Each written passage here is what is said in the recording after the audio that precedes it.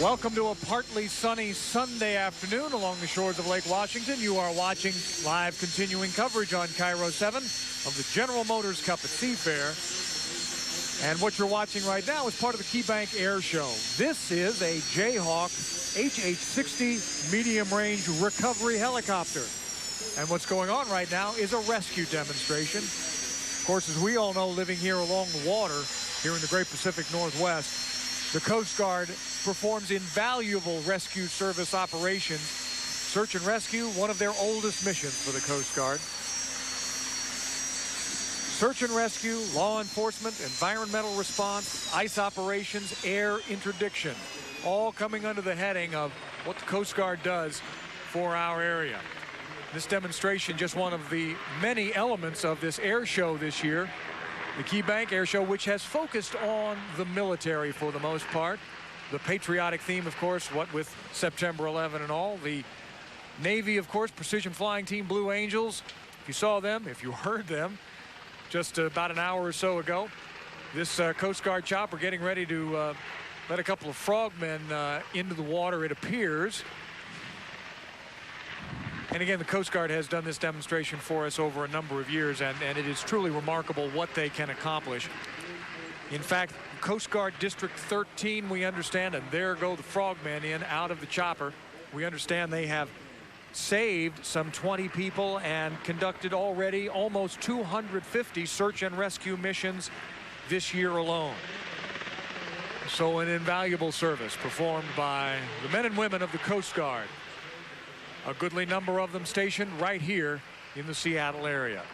The air show continues. We have more racing as well as the PEMCO Classic hydroplane event coming up.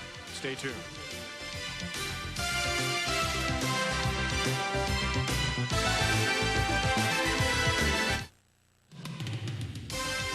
This portion of the 2002 General Motors Cup at Seafair is brought to you by IHOP. For breakfast, lunch, or dinner, anytime's a good time for IHOP. And by your local Northwest Chevrolet dealers. Chevrolet, we'll be there.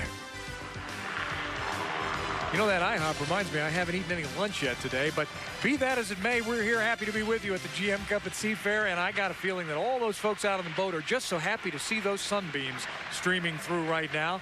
There haven't been many of them till this time of day, but I look around and there's a fair amount of blue sky up there, along with a good deal of breeze. The shirts are off. Oh, well, I'm sorry. We took that shot long before I thought we were going to. The shirts are off on the shoreline. Thanks, guys. And we're continuing to watch the air show as it goes on here, the Coast Guard demonstration. Meantime, we are going to show you here in just a couple of moments a tape piece put together from yesterday as the frogmen are now, the rescue operation, being lifted out of the water and waving to the crowd along the shore. What we call the Unlimited lights. They're actually smaller boats, 7-liter boats, Chip, right? And those are the kind of boats that you began in. A lot of the great drivers started in those smaller boats. Well, you don't really begin in these. These are a long ways towards your career. You start in the outboards, then you go to small displacement inboards, and then eventually to the lights.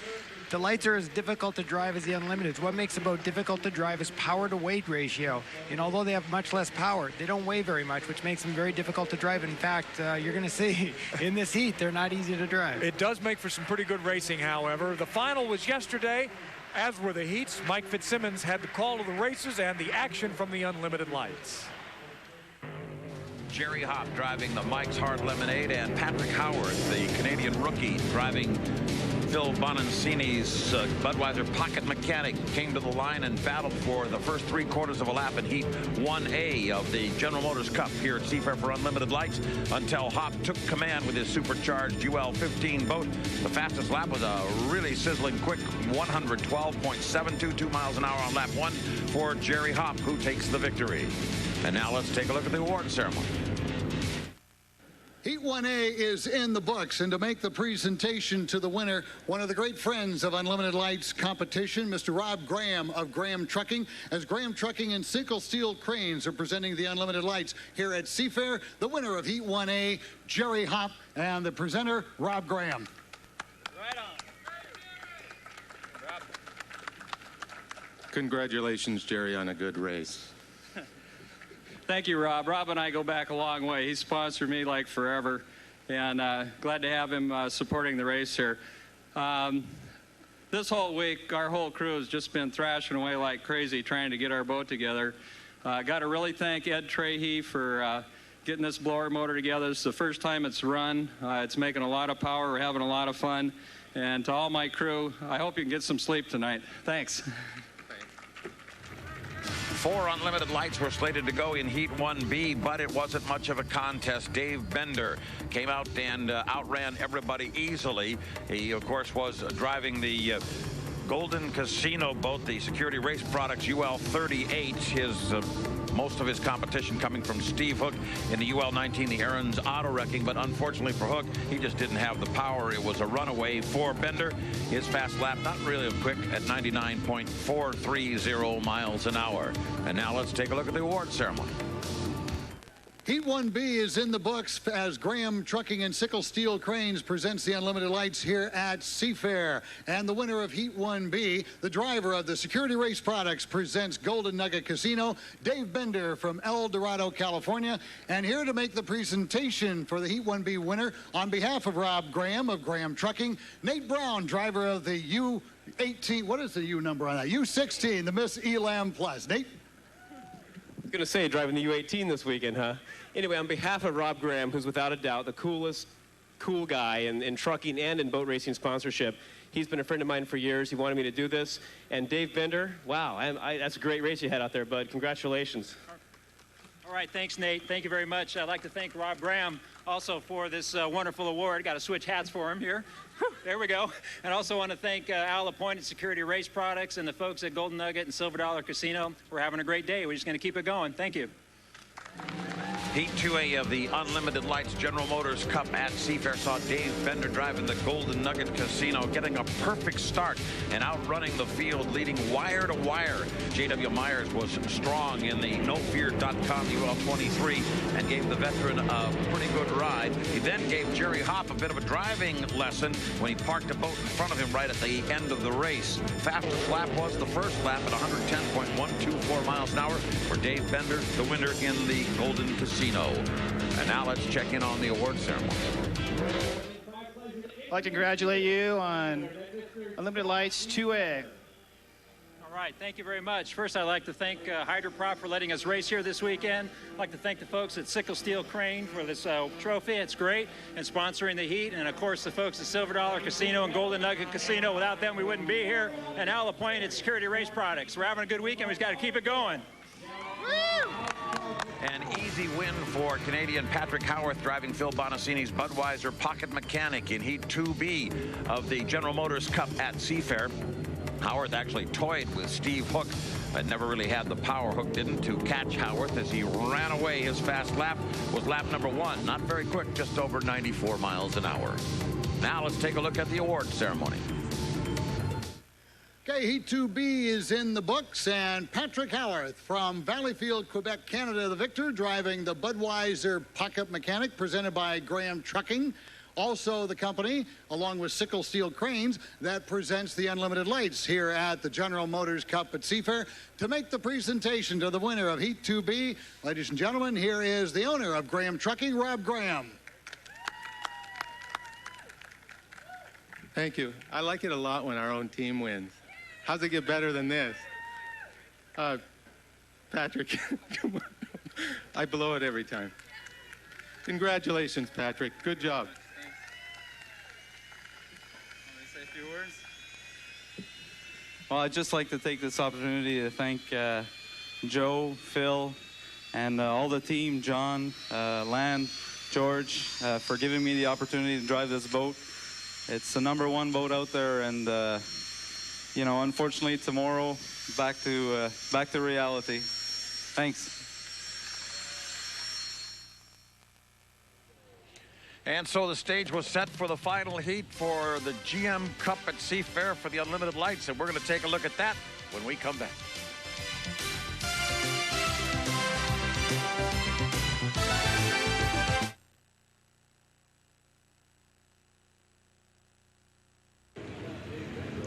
We've got 8 Unlimited Lights on Lake Washington getting ready to go for the General Motors Cup 2002. This should be a dandy of a boat race for the Unlimited Lights. And here joining me on the start-finish line for the call of this race is the voice of the Unlimited Lights. We welcome John Lynch. Thank you, Mike Fitzsimmons. And it is a dandy lineup as they go into turn number 2, approaching the start. You can see Dave Bender at the UL 38. He has 2 heat wins today. He also has the fastest qualifying speed of the weekend. He's on the inside in the Security Race Products Golden Nugget Casino. Next to him is Jerry Hopp in the Mike's Hard Lemonade. Out in the middle is Phil Bonancini. This is the first and only heat Phil is driving this weekend. Patrick Howard of Canada has driven the other heats this weekend. And next to him, J.W. Myers in the NoFear.com. Here they come down for the start, and it's 5 across.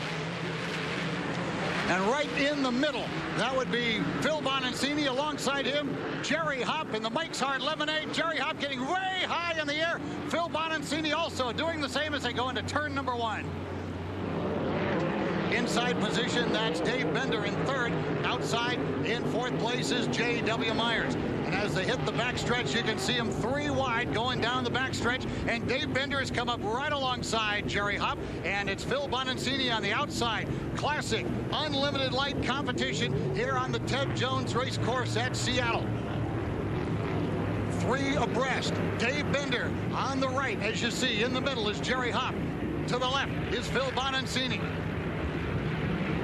These two are battling out for 2nd place in the overall Texaco M&M's Deli Unlimited Light Hydroplane Series points, and they come down side by side for the end of the lap. It is Dave Bender, Jerry Hopp, Phil Bonancini, all 3 together.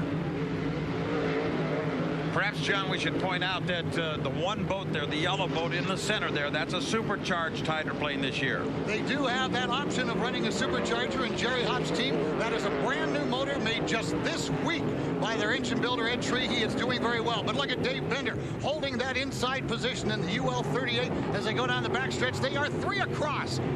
These are the top 3 boats in Unlimited Lights competition, and they are holding nothing back here for the General Motors Seafair Unlimited Lights event presented by Graham Trucking and Sickle Steel Cranes. 3 abreast into turn 2. Bender and Hopp, as you see, with Phil Bonancini just outside the screen. There he is. Dave Bender holding a very tight lane number 1. Bender and Hopp and Bonancini, 1, 2, 3, as they cross the line, and that supercharger kicks in for Jerry Hopp with 1 lap to go. The white flag is up. Hopp with the straightaway speed, Bender with the cornering in the 38, and Phil Bonancini on the outside.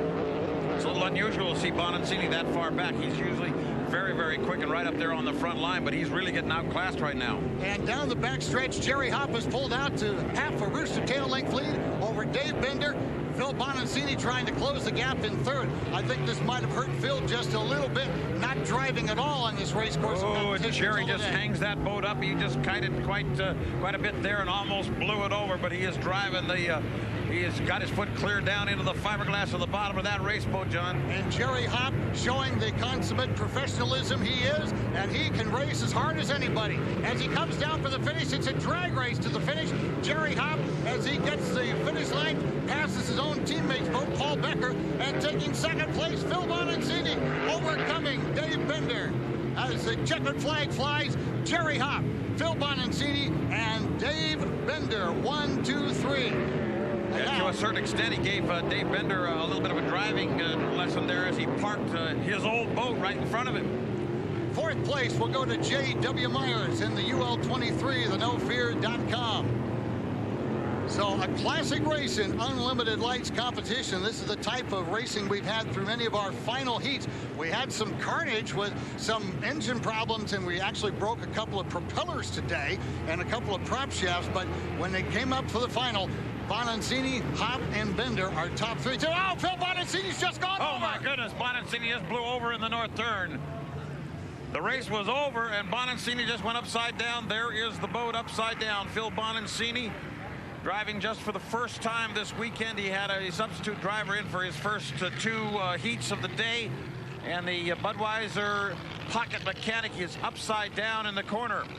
Everybody is shutting down now as the rescue boats move up there. You see Bonancini's boat upside down. was up in the north turn, and there you see Bonancini's boat stand straight up, come down on the transom, and it actually rolled over pretty slowly there, as you can see. The boat got some air underneath it, and that is not exactly an unusual place for boats to blow over. Lots of boats and Unlimiteds, in fact, have gone over in that very location. Bonancini, interestingly enough, also had a spectacular blowover in his original pocket mechanic on the front straightaway here during qualifying about 3 or 4 years ago. And it looks like Phil Bonancini is okay. He's being brought back into the pit area now aboard the rescue sled, but he's all right. He's standing up. He's talking to folks. Seems to be perfectly fine. And we're going to take this time out, and when we come back, we'll rejoin John for the awards ceremony.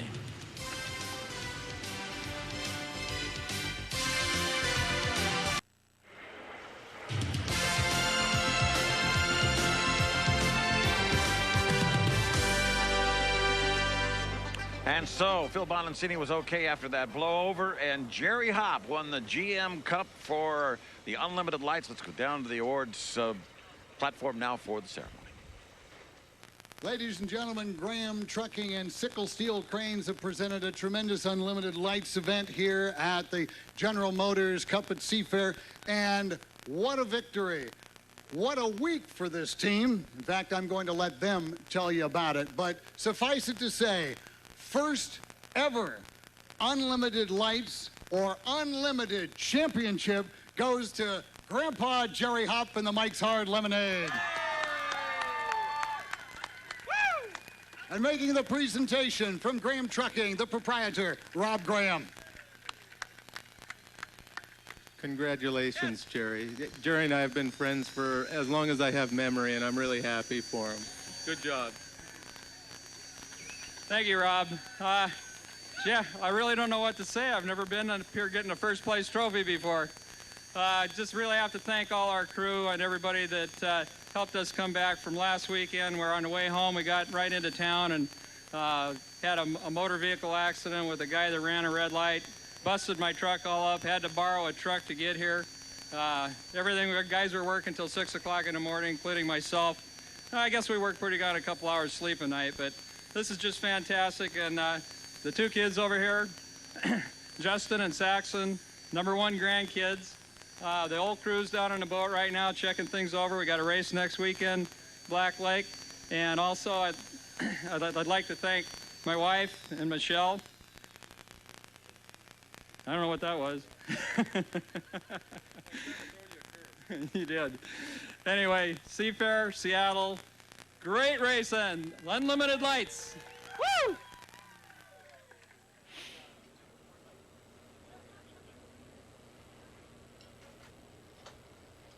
We're back, and there's the Mike's Hard Lemonade boat, actually. I'm kind of look sideways trying to read if there's anything else on there. No, just says Mike's Hard Lemonade. There you go. Well, that's worthy of a nice sunny afternoon on the lake, don't you think? And I was just talking. Well, we had a little bit of a break there, so I was talking to my wife Sharon down in Enumclaw. She says, Chip, it's raining sideways down there. So we obviously have dodged quite a little bullet here right now. We've got some really lovely blue sky, a little bit of breeze though. And the breeze is moving around. Now it's starting to come almost due south. It was coming kind of from the, what is it, the Genesee Gap. But now it's turned around a little bit, so things might be changing. You like that Genesee Gap, don't you? I think that's great. I've never been to the Grand Canyon, but I have been to the Genesee Gap. You know, you just sort of picture Conestoga wagons coming up with Art Alberto on them, as a matter of fact. I'm going to take the Burro trip down the Genesee Gap. Down the Genesee Gap. But you know, guys, what's really interesting about that, though, is it illustrates it very well, is we have flags displayed at the start-finish line on the boat directly across from our tower, and the very same flags are displayed down in the first turn. And in watching in the last couple of heats, the boat directly across from us has a flag that's relatively limp in the wind, but down there it's straight out, and it's coming straight from the southwest. Well, we'll continue to watch the weather conditions here for you. Meantime, we have lots to talk about before we go racing again. You know, one man who gets an awful lot of credit for bringing hydroplane racing to Seattle is Stan Sayers. Without him, we may not have the Thunderboats here on the water.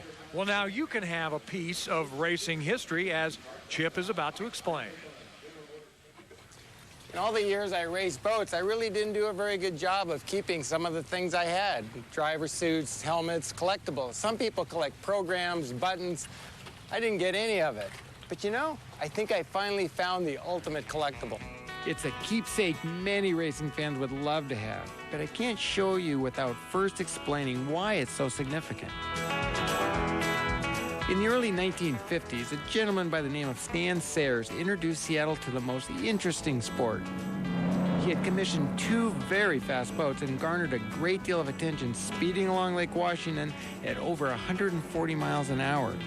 The boats became known as the Slow-Mos, Slow Motions 4 and 5. The sport was hydroplane racing. This local car dealer put Seattle on the racing map. Just a couple of years earlier, Sayers had built himself a paradise on the shores of Lake Washington. He needed a boathouse for his fancy new boats, and being a water lover, he wanted a full view of the lake. So he called in the best designer and had his specialty home placed on the very tip of Hunts Point. Now, 50 years later, this ultimate collectible, a piece of Northwest history, can be yours. But it'll cost you. Before I tell you how much, let me take you on a little tour. First, we'll start in the living room. It's a Northwest Rambler, but with some very unique qualities. Look at the furniture Sayers, his wife, and his daughter are sitting on in this 1950s picture. Look at the living room now. The same furniture is still here, 50 years later, and in great condition. It comes with the house. There are many built-in features that make this house really special. The sunken living room soars with special touches from the arched wall that houses a built-in bookcase on one side and a curved sofa on the other, a marbled fireplace, and fine details in the walnut-paneled walls. The office has a built-in desk and sofa, along with a fireplace and many other extras. There are many special touches in this bathroom, like the 1950s style light bulbs that subsequent owners have been careful to always replace with the same bulbs. The walls still hold that 1950s charm, and the built-ins continue down the hall with many spacious nooks and crannies. Those cabinets must have held many hydro racing programs in their time. A step into the master's bath is sure to please any couple looking for a little peace.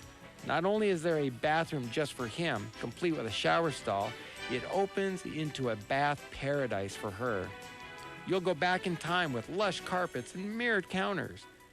The kitchen is impeccable, right down to the vintage telephone system that can reach lost loved ones on the other end of the house. With nearly 7,000 square feet, you may need that phone.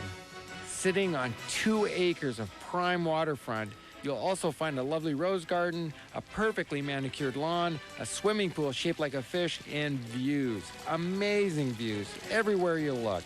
John Fox got to live here for a little while. And the placement of the house on the property is such that every room, nearly every room in the house, certainly all the bedrooms and main gallery areas, the living room, dens, and studios, what have you, dining room, all have views of the water. And then, of course, the historic boathouse. At the time, the fastest boats on the water lived right here. It's a paradise. This collectible is a must for the discerning hydro fan. What would you pay for such a piece of history? It's only had 3 owners. You could be the 4th, and it will only set you back nearly $26 million. You know, you missed your calling, Chip. If this doesn't work out, this whole driving and commentating thing, real estate. Well, the driving thing didn't work out. The commentating thing isn't working out, and I sold that house about 2 hours after that piece. Is that right? Well, do you want to know, Mike Fitzsimmons, what it's going to cost for you since you've bought that house? Here you go, pal. $172,000 a month, if you finance it, and then, of course, the $100,000 a year in property taxes. So good luck, my friend. Gosh, but the view is fabulous. Oh, it is. It really is. It's worth every penny. Is it? Stan Sayers, there are a lot of great names in the sport of hydroplane racing, but certainly he's got to be up there with the biggest. In Seattle, he certainly is. And the thing that he was the first guy, I believe, Mike, and correct me if I'm wrong, that really brought the 3-point hydroplane, which is the boat we are running now, where you have sponsons and propeller. Before, they were only displacement boats. Is that correct, Pure Mike? prop rider, he did, yes. The Jones design was a pure prop rider. After that, or prior to that, they did have the vendor boats, which were 3 points, but they were dragging the tails. See, you get a history lesson and everything else here on the boat races. Coming up, Heat 3A, don't go away. Now, Shell presents this driver profile. He's a Seattle native who bought his first boat at age 17. This season, he and his team are sitting in second place in total points. Today, he'd like nothing better than a hometown win. Hi, my name is Michael Hansen, and I drive the U9 Miss Skyway Park Bowl and Casino. Watch me race next, right here on KIRO 7.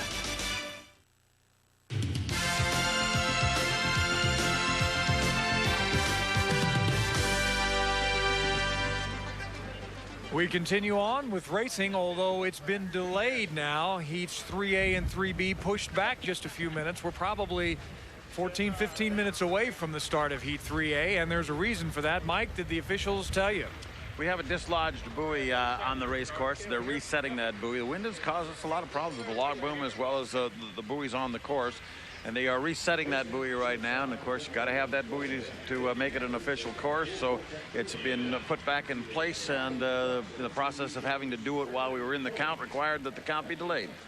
All right, there you have it from the officials. Meantime, as we look out now from Chopper 7, and you can see the race course pretty clear, that log boom situation that we told you about earlier, if you're just joining us now at about 2:33 in the afternoon here from beautiful sunny Seattle, maybe raining in some other parts of the Northwest where you are, but there you can see the pleasure craft now have all come up from around Seward Park. Remember, they keep everybody back, at least for part of the log boom. They keep them back during the Blue Angels presentation. Then they allow them to come up and get close. Well, because of the log boom problem, they've knitted that all back together, but the boats have been pushed back a little bit, and that may be good or bad news for some of the drivers as we continue on racing here today. But it's just turning into just a lovely afternoon. Aside from the breeze, Chip, the sun is out, and this is what people think an August day should be around this part. It is, and I believe that they've actually looked in the archives, and this is typically the best weekend of the summer, the most dependable weekend of the summer. But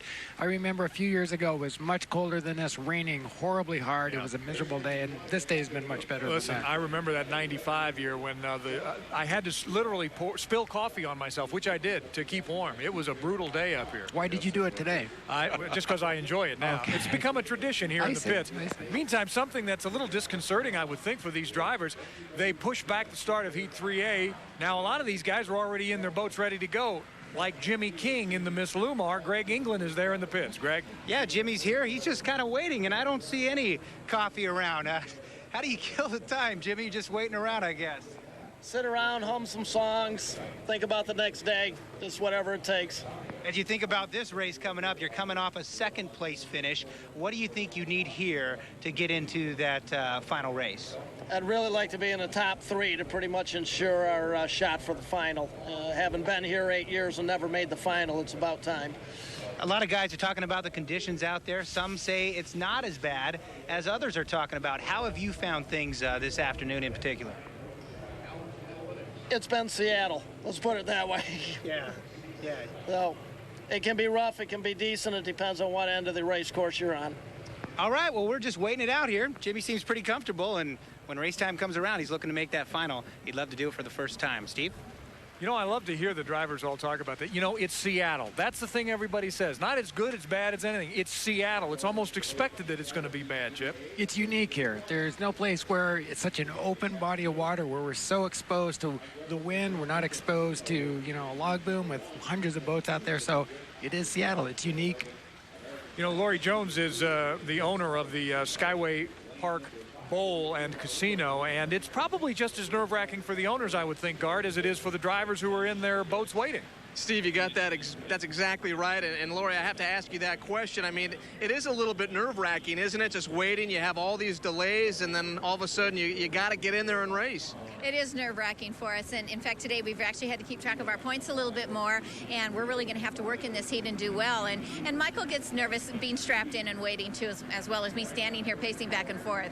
Your team has just kind of quietly gone along, and you're probably going to sneak into the final. You go 1, 2, 3, or even 4, you're probably going to get there. But is that the strategy today? You just kind of mind your own business and get into the final? That's our object, and it is at every race. You just get in there, be good racing, try not to get penalties, and get in there and sneak in, and you're in the final. How would you grade your team so far today? We've done an awfully good job. Mike made a little bit of an error in the last heat, and we were penalized for that. But that's okay. That's boat racing, and we'll deal with that. And now we're going to go out and do better. Is it difficult as the owner to sit back and watch your team work and watch your boat out there, especially when things can change so quickly, especially like the weather? the hardest thing is having no control over anything that's happening, whether it's in the boat, on the water, the weather, or something that's happening on the trailer when the crew's working on the boat. I just have to be there for them, be it be good or bad. Where are you during the race? Are you up on the scaffolding, up on top of the truck? Where are you watching this thing? Well, sometimes I'm in the truck hiding. Usually I'm up on the trailer because I'm in charge of keeping track of the points for the day and see how we are heat by heat. Your team has done a wonderful job, and good luck in this next heat. Great. Thank you very much. Rabes? All right, Guard. Meantime, down in the vacationville.com, we've all been kind of pulling for these guys. The only piston boat in the race today. They've beaten some turbines already today, and it looks like, Bill Rocky, you're telling us their day may be over. Yeah, we got a little trouble here. Mitch, last heat, you did well. You got third, but unfortunately, tell us what happened to the sponson here. Basically, we got a fracture that started up in the air trap of the boat, continuing across the deck. It's nothing real major yet, but we decided that at this point in our life, the way things have been going, we're going to stop for the day, go out, get the boat repaired, and get ready for the next race. This was your first race. Overall, how did it go? You pleased with everything? Yeah, really, all in all, the boat did well. We still had some dialing in to do, and it was really starting to come around. I was starting to have some fun and race with some of the turbine guys, so it was really disappointing, but we'll get it fixed up and be ready for the next go-around. You did beat some of those turbine guys. Yes, we did. And look out for the next go-around, too. Let me tell you what. All right, Mitch. We'll see you next time. Good job. Thanks. Steve? All right, Bill, thanks. You talk about a fracture starting up there and working its way down through the boat. Chip, unusual or not? No, these boats are moving all the time. And some of the slow motion shots, if you look real close, you can see the boat moving and flexing, much like an airplane wing, if you watch an airplane wing. And they do crack, and if you don't take care of those cracks, it can turn into something worse. You got to think, though, that these guys are pleased with their day, notwithstanding. Mitch did not sound disappointed. I think they achieved their goals today. They wanted to beat some turbines. They wanted to show well with this piston-powered boat. And this is perhaps one of the best Cooper finishes, notwithstanding the fact he didn't make the final heat in a long, long time. While we have a couple of minutes to discuss it, Chip, you're a guy who might say that, you know, this is not a bad idea. Get these state-of-the-art hulls and put the piston power back on them again. That noise, that sound, that to draw the fans back into the racing realm. What do you think? For me, and this is my own opinion only, I think we need to get rid of the turbines. I think we need to move to a single engine, piston engine, probably an automotive base engine. There are engines now off the shelf that can make anywhere from 12 to 1,500 horsepower. That would make the boats a little bit smaller. They wouldn't go quite as fast, but I think would bring new people into the sport. I think the noise would add an element that's been missing for some time. But not everybody agrees with me because there's a lot of money invested in these turbines, and these guys aren't real, ready to just throw these away right now. Well, I was just going to say, Mike, they've got a lot of these helicopter engines, which is basically what they are using for this very purpose, don't they? Yeah, they certainly do. And I say amen to what Chip is saying exactly, but then again, I don't have a shop full of these things and a huge investment in them, so that may be the reason. But I do think that if we went automotive, we would have a lot more fan appeal all the way around, in light of the fact that folks would like to identify with the products that they can purchase that have to do with the sport that they see. That's one of the success measurements in NASCAR, and it could be here too.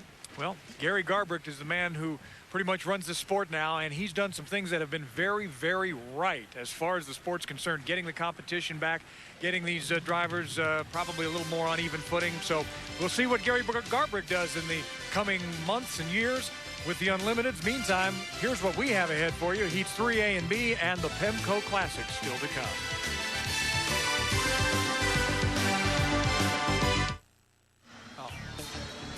Do we know how the lanes were? Here we are with the headlines coming up for Heat 3A, and this is the time for boats to get points. You want to get into the final and you don't have enough? This is where you better start scoring some. The Lumar boat, how are they going to do in this heat? They've had some tough sledding today, and yet they've been fairly successful too.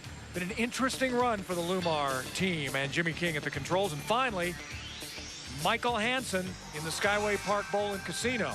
Can he dial it all in this time? Can he get some points here? Remember, he comes in as the second in the high point standings. This is Heat 3A. Heat 3A of the 2002 General Motors Cup at Seafair is brought to you by Southwest Airlines, the official airline of Seafair, and presented for Seafair by Cadillac. Cadillac, breakthrough. Here are the lane assignments for 3A. The Grand Central Casino is in lane 1, then Auburn Chevrolet is in 2. The Silver Dollar Casino in 3. Lumar in 4, and then Skyway Park Bowl, that MissVacationville.com was going to be in lane 4, but because they can't go, everybody just slides in, and that is your rundown for 3A. With just under 4 minutes to go, the boats are out on the course, so let's show you the drivers and set the scene for this heat coming up. Mike Weber, a few moments ago, said it was unraceable conditions out there. Mike, Grand Central, they don't sound terribly confident. Yeah, welcome to a frontline start with a good boat in Seattle, Washington, Mike, and he's going to have to do it again, and I got a feeling that he's going to give it a shot because I think he thinks, attrition-wise, he may have a shot at the final with the first-place finish here, and that being the case, this is his final. He's got to go all the way. Fred Leland always seems to have his boats ready to go, especially when the championships are on the line. Auburn, Chevrolet, American Pride. Greg Hopp is going to be piling it, Chip. You know, 3 years ago, we thought Greg Hopp was going to be right up there with the Budweiser, but he's had a miserable year this year, and it just seems to be slipping away. I don't think he's really got much for him here. Ken Muscatel, our forensic psychologist, he hasn't gone very fast today. He's got a 6th and a 4th, but he's also, Michael, driving a boat that he wasn't in here just a short time ago. Not going to go very fast this time either. They still got problems to sort out. He might not even make it to the finish line. The Miss Lumar, Jimmy King at the controls, and again, a 1st and a 2nd. I take that back, a 5th and a 2nd. And Greg is down in the pits with the Lumar team. We just heard Jimmy say he's never made a final here at Seafair. He'd love to do it today. He thinks a top 3 finish would do it here. And finally, Michael Hansen in the Skyway Park Bowl and Casino. Again, coming in number 2 in the high point standings. Michael? He's got a lot on his plate, not just getting into the final. He's got to protect his position in the national high points, but I think that Michael is prepared to run very strong here, but he's going to get some competition from 2 yellow boats. This could be a very good heat. Guard, things still as tight as they were just a couple of moments ago down there? Yeah, they are, Steve, but you know what? They really like their chances down here, the Skyway Bowl, because their motors are running well and they are ready to fly. And as you heard, they like going from lane 6 all the way to a little bit closer inside, a little bit less water to deal with, and they're happy to be right where they are. Well, the other thing they might be happy about, Mike, is that they don't have to deal with the Bud or the Elam in this Heat 3A. That might open things up a little bit more, even from the outside lane for Michael Hansen. Well, we have got a very stiff wind. I mean, a very stiff front straightaway wind all the way from the exit pin of the north turn clear down into the south turn, and a lot of heavy wind right across the mid buoy of the south turn, the apex buoy as well, Chip. This is a real rough race course right now. You know, I'm sorry. Mike Weber just did a good move because everybody's up there awfully early. Mike Weber saw they were early, turned onto the inside of the course, and now he's back here. And I think he's more really on time than the other guys. You want to hit the line with a lot of boat speed, and if you get up there too early, you have to back off. You don't have the boat speed. Mike Weber has to win this heat. He truly does have to win this heat. We're now right at the 1 minute point, and I've got to say that Michael Hansen is early. He's dragged a couple of other guys up there with him, and they're simply early. They're basically almost off plane. But as you mentioned, Mr. Weber is looking pretty good. He's going to have the start position in the inside. Now, the last time he was there, he pegged a buoy. And so he's going to have to drive this boat carefully into that first corner because he certainly cannot afford any kind of error, any kind of penalty at this point. They're all actually tucked up there just a little early. They could have certainly spent a little more time in the back chute and not committed quite so quickly. Michael Hansen committed very, very quickly, but then he's going to start on the outside, so he's going to drive a wide arc up in that corner to bring himself down. The one lane's going to be the Grand Central Casino. We're going to look for the blue and white boat in lane number 2, the Auburn Chev American Pride. Here they come down to the line. Time ticking down. Looks like we're going to have a fair start here. And it looks like the both Michaels, Weber and Hansen, are going to have good starts. Weber on the way inside on the far right on your screen, and Hansen way outside on the far left. As they start to come around the corner, Weber makes it past buoy 1, makes it past the buoy he hit before, so he's got himself a good corner now, chipping in. He has taken the corner perfectly, but he's getting some challenge from Greg Hopp on the outside. Absolutely, and Greg Hopp did what you said he was going to do. He got very light going into the first corner into that headwind, and look at this boat race, 3 across. This is a gorgeous boat race, 2 on the center line and 1 just back just a little bit, and he can afford to lay back there just a little bit it, because this competition is going to produce somebody who's going to come out ahead and somebody who's going to wish they had. And right now, Mike Weber is driving very, very strongly through that upper corner, but now he points it into the wind, and this is really ugly. Headwind all the way down this straightaway. Let's see how these boats perform. Mike Weber in the yellow and blue boat coming across now in the Grand Central Casino to take the lead and finish first in lap number 1. That's Greg Hopp in. Oh, Hopp is really bow high as he comes across the line, and so is Michael Hansen as he comes across the line as they roll again through that lower corner. Well, you know, Mike Weber's heart may say back out of it, but he looks in his rearview mirror and he says, I can't back out of it. So he's got his hands full to win this, and I think Greg Hopp just got a good run on him coming off that corner. He did. He kept him tight, and that was good. He kept some control on that situation. Now he's pulled ahead by several boat lengths, and mechanically it appears as though that boat is really at the top of its game right now. We had not seen that earlier in the day. Greg Hopp, your leader now in the Auburn Chevrolet American Pride, and he's got a good head of steam as he comes through the corner. He's going to pitch tight down and give Mike just enough room in that to turn to come out with a lane, which he does. But Michael has just expired. It looks like the Grand Central Casino is just simply not up to the task. Across the line goes Greg Hopp with one more to go, and now the Grand Central Casino is overtaken by the other casino boat, the Skyway Park Casino with Michael Hansen, and they go down into the lower corner now, nearly side by side, racing for second. Boy, something went on with Mike. I don't know if he just kind of thought, you know, I've got to win this thing, and if I don't, there's no point in trying, or actually something happened at the exit of that north corner. Fourth across the line, Jimmy King in the Lumar. He has lost his cowling. I noticed it rattling a little bit the last time you went by. You see the boat, see the turbine clearly there. The cowling gone someplace on the race course. Looks like it's down there in the lower corner in the last lap. All right, your leader is Greg Hopp. He is in the upper turn now, coming out of that rough north corner. He's got a quarter of a lap to come down and claim the checkered flag and a win in Heat 2A, or 3A rather, of this the year 2002 General Motors Club. And here he comes. Checker flag out for Mr. Hopp. Checker flag also out for the Skyway Park Casino. And Michael Hansen, a good accounting of himself in this one. And here comes Mike Weber across the line. That's not going to be enough points. His day is virtually over unless he decides to go for a trailer position. And Jimmy King sands the cowling, coming down the front straightaway now, driving the Lumar across the line. All of these boats getting real loose in that front straightaway. Real good wind coming down that way. I'm looking down in the Lumar pit right now, and I see a guy on top of their truck taking some straps off of, you guessed it, a spare cowling. So they are figuring that one's probably damaged. There's a guy on top of their truck getting that one ready to go. Without that air scoop, these engines lose probably 200 or 300 horsepower. So they need that air scoop for the final. They've got one ready to go, it looks like. And now coming across the line, it's Dr. Ken Muscatel getting the checkered flag for the 25 boat, the Silver Dollar Casino, never really in this one. But that was a good run for Greg Hopp. He showed some beans that we didn't think he'd have, and that was a good observation that was made earlier, too, about how Fred Leland somehow or other keeps some things till the end. Greg's had a tough year. I think this is the best I've seen him run all year long, no question. There's the cowling that's coming off the top of the truck. They have to assume when that thing came off of there, it hit the water. Probably, if it didn't come apart in a million pieces, it's certainly fractured. So they're ready to go. But he said before he went into that heat that he thought he needed a third, but he got not a third, but a fourth. I wonder if he's going to be in the final. Well, and Chip, when that cowling came off, you talked about it, not only damage to the cowling perhaps, but what about where it attaches to the boat? I mean, somehow it has to come undone, right? It has to release somehow. Right, in the final heat, who cares? You take a screw gun and you just screw it right into the deck. I've done it a bunch of times. Is that right? Yeah, you just don't care. You just nail it down if you have to.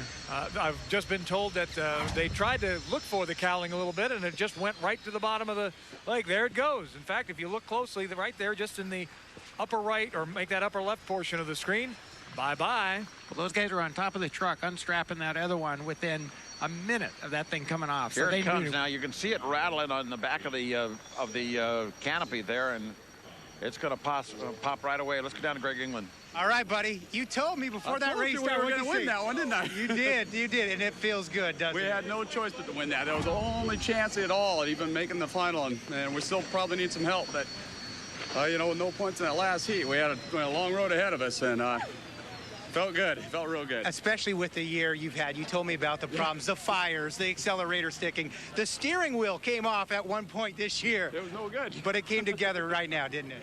Yeah, it's she seems to be running good. You know, I think with the rougher the water, the better off we are. The boat seems to like it.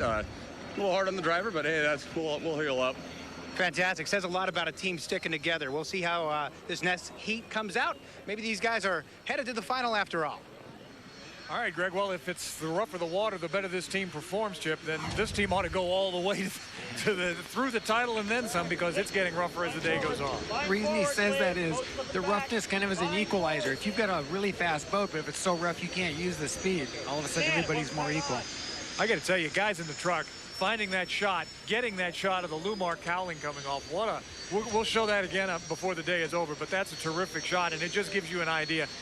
There was not a chance that this thing was going to hang on. When you're doing what, Chip, down the straightaway, if this thing comes loose, how fast are these boats going down the straight? Well, at that point, he's probably going 150, 160, and I challenge everybody, put your hand out your window of your car at 60 miles an hour and move the front of your hand one way or the other, and it just rips your arm one way or the other. So you can imagine, with that much surface area, how much power there is there.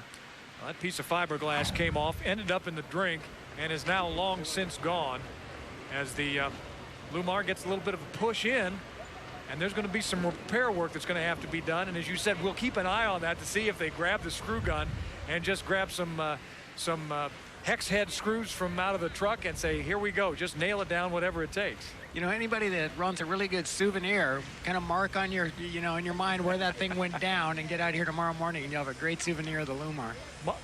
We have much more racing ahead. We have lots of repairs to go as well. These boats getting ready. We've still got the championship heat. We've got much to do, so don't go away.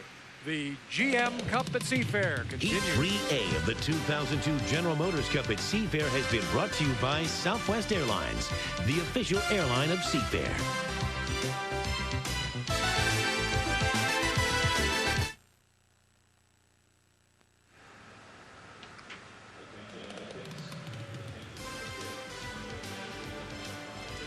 Here is the Auburn Chevrolet. Fred Leland's boat, the U100, unofficially winning Heat 3A. Guard Swanson is with Jimmy King in the pits. Guard? All right, thanks a lot, Steve. And Jimmy, let's first talk about a little bit about your cowling back here. It looks like it has broken off. What happened? Turn 4, I think the second lap, we took a real big hop in that second turn. And just when it came down, I'm sure it launched a cowling because it launched my head. The Skyway boat was penalized the lap for lane encroachment. When you guys got here, you talked to Mike Hansen, the driver of the Skyway, and you guys both said, hey, we had plenty of room out there. Yeah, I had room to get through. I don't, I'm not sitting above it, so I really can't tell you, but I had room to get through there. Still had a pretty good race. Not bad. Driver messed up on the start a bit. I gave him a lot of room. It was hard to make up on, but the old girl's still rolling. All right, good luck. Thank you. Steve. Seems to be the consensus around the pits these days. The old girl's still rolling. If you can keep that boat floating, Chip, then you can keep rolling along. That's part of it. You have to be there at the end. A lot of these guys, and it's been this way all year, a lot of guys have just made mistakes on their own without really being forced into it that have kept them out of final heats, and they got to stop doing that. You've been on all the races along the circuit. Have the conditions been like this anyplace else? I know Seattle is unique, but have they been pretty bad in other locations so far this year? No, we've had perfect racing conditions every place we've been. Last week in the Tri-Cities, if we would have waited another 20 minutes, we couldn't have even run the race, but they got it in. The conditions were really good. This is the biggest challenge they've seen. There's been talk of a penalty now on the Skyway Park Bowl and Casino with Michael Hansen at the controls. He's on the inside here, and Chip, take it away. See if you can see what we're looking for. Well, I'm not sure. I can tell you what it was going to be right there. We got out of it a little bit too soon, but actually that wasn't the Skyway, though. That was not the right boat here. The Skyway was supposedly called for an encroachment going into the first corner at the start there, but there seems to be there's an inquiry being filed by the Skyway folks through J.W. Myers, the driver's rep, saying that there was enough room left for everybody. They're not exactly sure why they think there was an encroachment. I got it. Well, we'll sort that all out. Meantime, we do know that Greg Hopp is going to get himself some hardware, so let's go down to the awards ceremony.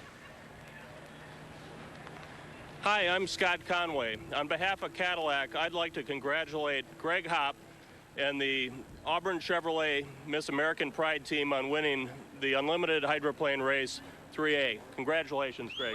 Thank you. Fantastic. The hat. Perfect. First off, I'd like to thank the folks at Cadillac for the fine trophy, and Fred and Auburn Chevrolet, and woo! Congratulations. Good job. We got a shirt for you. I'll give you your hat back. Oh, Greg Hopp comes away with shirt, hat, and the hardware, and a great big woo for all the fans. Congratulations, Tim. I know that's fun for he and for Fred Leland. Meantime, there's some unhappy campers down in the pits, specifically the Skyway Park Bowl pits, and Michael Hansen. Here's Guard. Yeah, you're right, Steve. Mike a little bit hot after that last race. And what happened and why are you so upset? Well, basically, 'cause I don't think we did anything. I already talked to Jimmy King, who was on our inside. He felt he had a lane in there, had no problem getting through it, but yet they're talking about a lap penalty on us. I don't know what's going on, but, you know, I don't feel it's right. Yeah, it's the second time you guys have been penalized a lap. You think the officials are just calling it a little too tight? Well, they're calling a lot tighter than they have earlier, that's for sure. They've definitely changed tactics from what they've done so far this season. What does it mean for your team right now? You needed some points going into that last one. Basically, they penalized us, so we're off the front row in the final. So basically, duns us in. Not totally, though. Well, we'll have to see. All right, good luck. All right. Rabes. Well, I know Mike Hansen. You can tell just by talking to him, he's a very intense competitor, Chip, and especially, I mean, these guys are man enough to kind of fess up. If I cut him off, all right, I made a mistake. But neither he or the guy supposedly he encroached upon said there was a mistake made. But officials don't like it very much when the guy you supposedly encroached on then says, well, he really didn't do it. That doesn't make the official say, well, then okay, then we'll let it go. No, the official's going to dig his heels in and say, no, I called it, I saw it, and that's the way it's going to be. Much like football. Well, let's sort this thing out. Meantime, we're going to take a break and come back with more racing. We still have more, by the way. Heat 3A still to come. 3B, excuse me.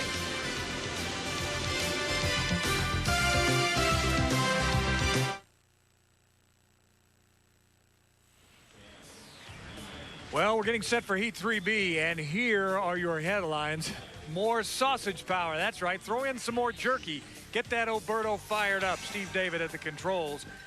He's in 3B, and meantime, head-to-head, the two fastest boats on the course, the Elam and the Budweiser, their first time facing each other today on the rocky waters of Lake Washington, part of the Heat story here in 3B. Heat 3B of the 2002 General Motors Cup at Seafair is brought to you by Subway, Eat Fresh, and presented for Seafair by Pontiac. Pontiac, driving excitement. They stack up this way in 3B. Steve David in Oberto is inside lane 1, followed by Terry Troxell in the Fairweather. Trent West with Mark Tate in 3. The Budweiser, Dave Villwalk in 4.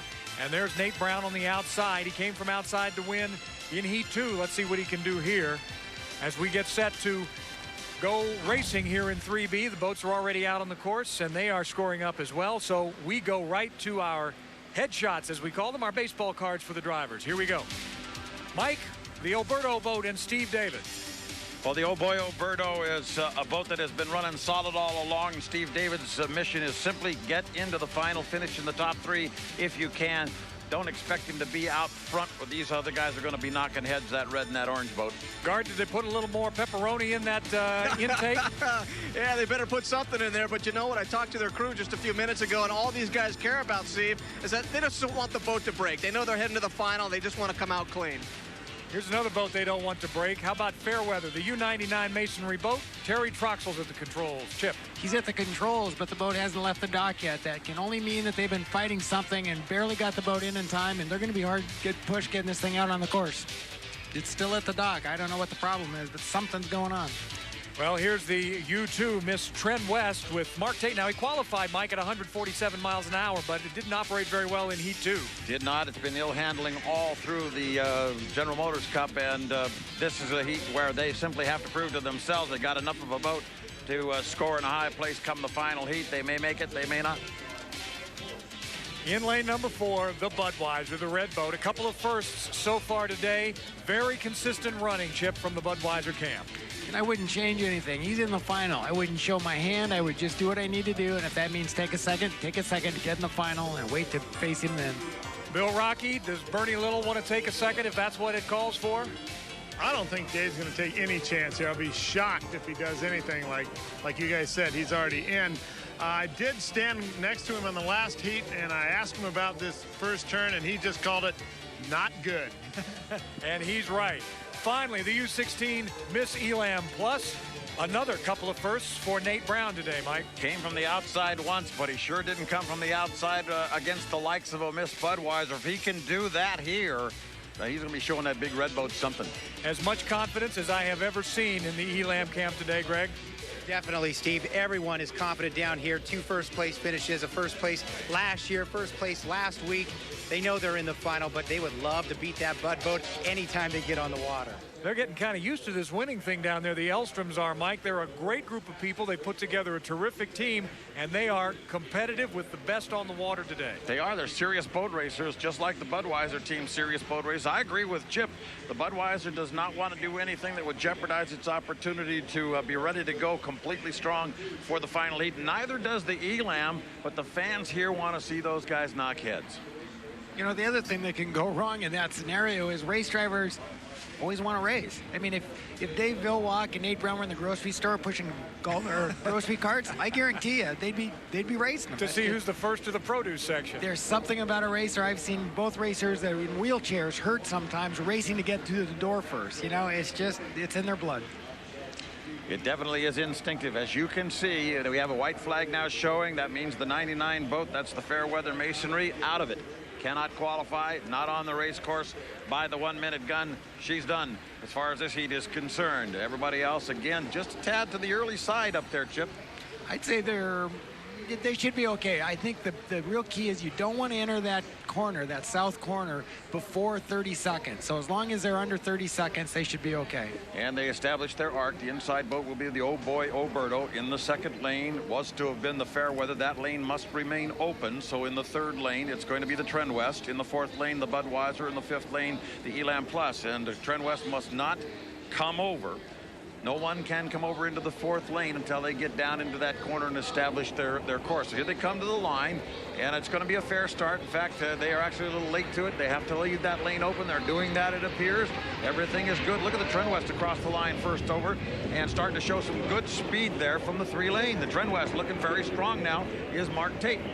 Boy, Nate can't get away with a start like that in the final. He was very late for the start. You just can't get away with that in the final. And the Budweiser taking him almost off the race course there, as you can see, as the orange boat is way out along that white buoy line. Up the back chute now, it's the Trend West, and it's the Oh Boy Oberto. A nice little battle from a couple of guys that haven't had a frontline battle all day long. The Trend West is being pushed, and this has been an ill-handling boat, so this is a somewhat difficult and perhaps precarious situation to put Mr. Tate into right now. Now the Budweiser decides to stick her nose into that situation as well. In that very rough corner as they come down heading into the wind.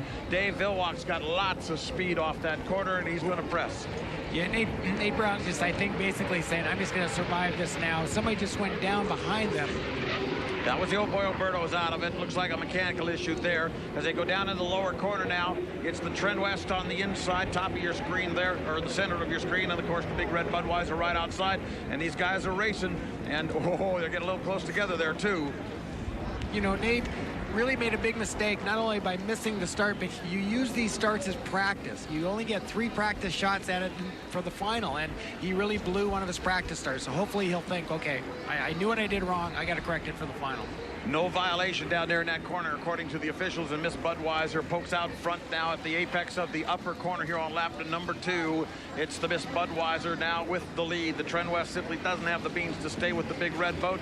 And coming out of the arc, it's Dave Vilwalk having everything his way as he comes down to end lap number 2. It's the Miss Budweiser flying down the front straightaway. Trend West now about to be overtaken by the Elam, who interestingly enough has decided to sneak up on the Bud. You know, there's something to be said here because he's got the boat speed to get the Budweiser from the outside. So that may reassure him that, you know, maybe I don't need to be inside of him for the final. Maybe I can beat this guy from the outside, but I don't think he can know for certain that Dave Vilwalk's given everything he's got right now. Well, let's see exactly what happens because you've got the Elam on the outside of the Budweiser. You got the Trend West on the inside of the Budweiser, and all 3 of those guys are heading up to the last corner of this heat. And it looks like Nate Brown wants to at least keep as much boat speed as possible carried into that corner. Now, of course, Dave is aware of the fact that he is there, and he's going to take him clear out to the beach if he can and make him drive a high arc, which gives an advantage for a moment or two to the Trend West, and Mark Tate knows what what to do with it if he has boat speed to the line, but he does not. So it's going to be the Miss Budweiser across the line with the checkered flag. Second place will be the Trend West. Third place, the Elam Plus. You know, Dave Ilwak, I think, could have done something very smart there and actually let Nate get close to him and go by him on the outside, because then you might put him to sleep. You might make Nate think that he doesn't need to be inside. Oh, I can beat this guy from the outside. I'm not going to try and get the inside from him. But I don't know. The way Dave went out wide there on that last corner told me that he was a little threatened. So maybe the Elam's faster than Bud. It could very well be. That certainly was a bit of a test. There was a lot of message sending going back and forth. The mailboxes were full, that's for sure. And unfortunately, up there in that upper turn for Steve David, that old boy Alberto expired up there. That might have been even more interesting. You know, I wonder if it has something to do with the wiring problem they had earlier in the day. Wiring problems are the worst. I'd much rather have a mechanical problem because you can see it. It's much more readily, you know, fixable. Sometimes electrical problems are really hard to fix because there's really nothing to see. There's a possibility that it may have been water damage. Now we're being told the old boy Alberto now drifting into the infield off the upper turn, and there's a rescue boat on the way up there and may have to get a line on him fairly quickly. They think they may have had some damage.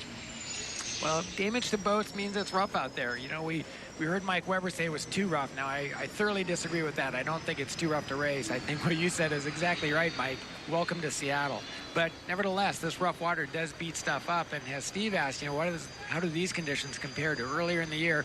This is the first time they've had rough conditions, so stuff might be breaking. You know, one other point, now that I think about it, we've talked so much about the Bud and the Elam, but hey, kudos a little bit to Mark and the Tread West team and Jim Harvey. I mean, staying in there, staying competitive, running as hard as he seemingly could in this heat and maybe make a little bit of a race of it for some of these other guys as we see how it's all going to sort out now in the final.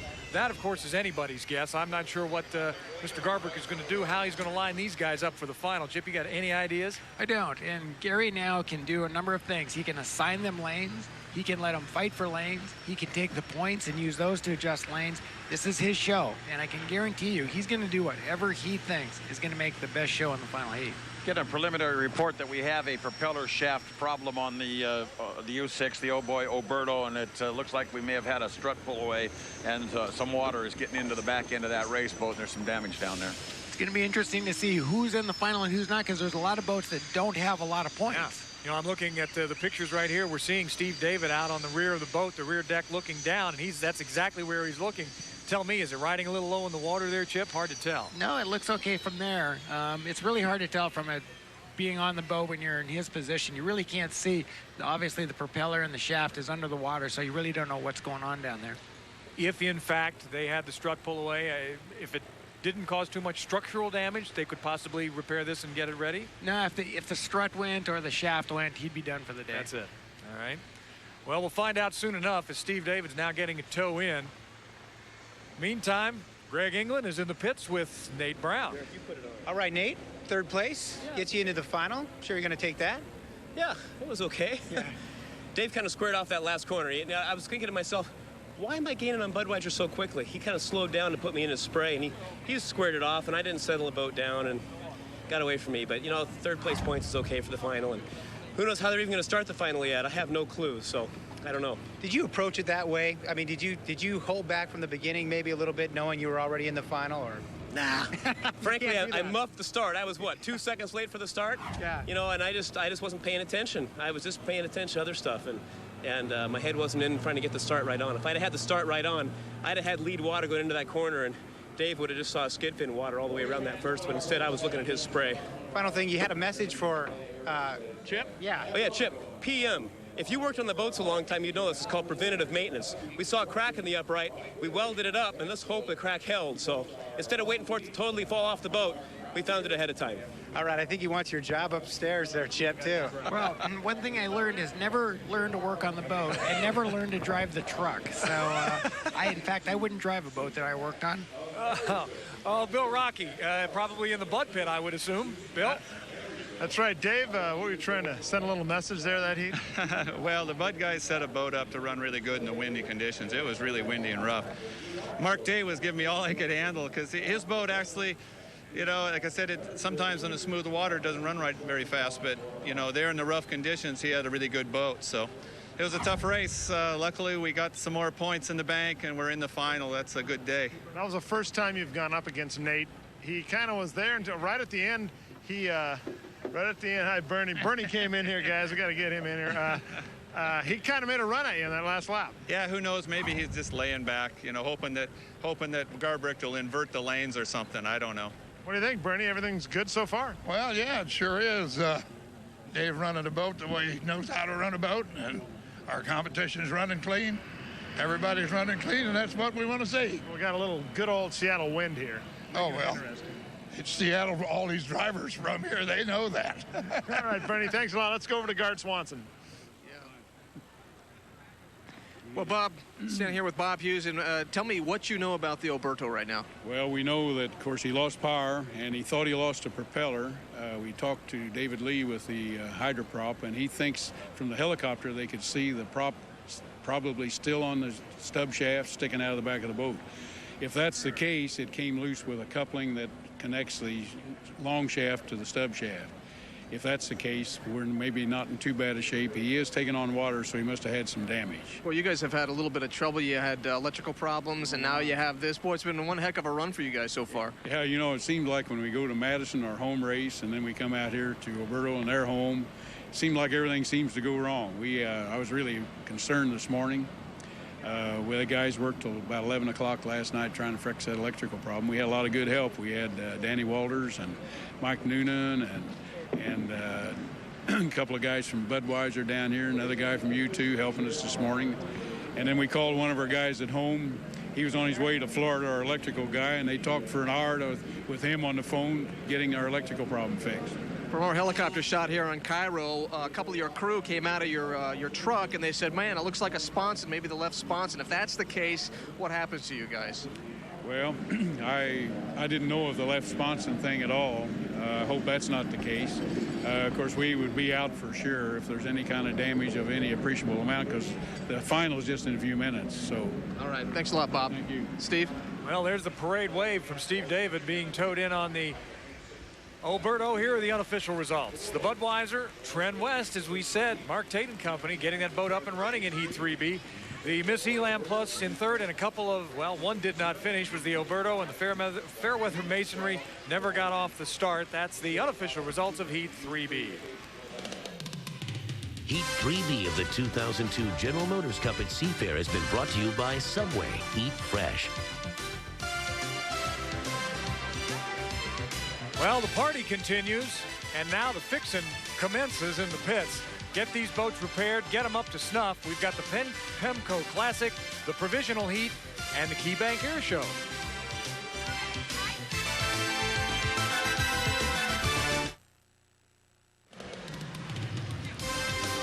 The Miss Budweiser, the unofficial winner of Heat 3B. That's 3 first places. Can they make it 4 before the day's over? Here's the awards ceremony.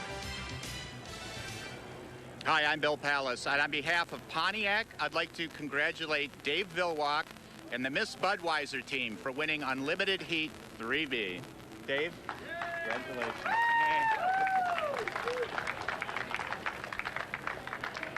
Hey, thanks.